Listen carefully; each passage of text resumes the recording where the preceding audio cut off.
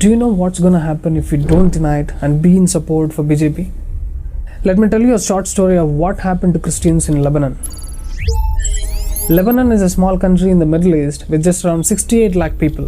Up until 1956, Lebanon was a Christian majority country.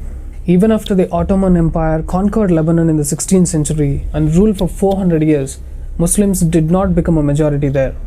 Lebanon and Israel were the only two non-Muslim countries in the Middle East, and they were the only two democracies. This particular area is a continuous war zone for the past 70 years.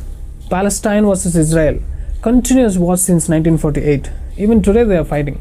But what people don't notice is that when a war happens, it leaves a lot of refugees. In 1948 Palestine war, more than 7 lakh people became refugees. All these people fled to Lebanon because the neighboring countries refused to allow them. You getting what I'm saying? The Islamic countries, Jordan and Iran, refused to give shelter to Muslims. Why? They have a plan to conquer Lebanon.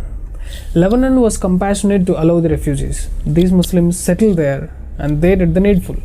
Look at the results over a period of 15 years' time. They have done population explosion, occupying the positions of power in the democratic country, funding from terrorist organizations like PLO, projecting themselves as poor people, minority, victim card, and projecting the local Christians there as exploitative class, aggressive class, and finally dividing the democracy into left wing and right wing. Right wing obviously are the local people, rich people, and hence exploitative and democratic. Left wing obviously are the people who are poor people, helpless, the minority. Don't you think the similar thing is happening in India? Right wing and left wing politics. Here it is Hindus, there it is Christians. Do you understand why I clearly declared I don't belong to either right wing or left wing? These are labels invented by someone, don't tag me with this. Even the Hindu, Muslim, Christian are labels to create division and havoc, nothing else. What is important to be followed is dharma, not the religion. So the Christians in Lebanon couldn't recognize this happening silently just because they gave shelter to Muslim refugees. In 1975, Muslim population became 44% in Lebanon. They have started a civil war which went up to 1990, where the Muslim population became 54% and Christians were pushed into minority.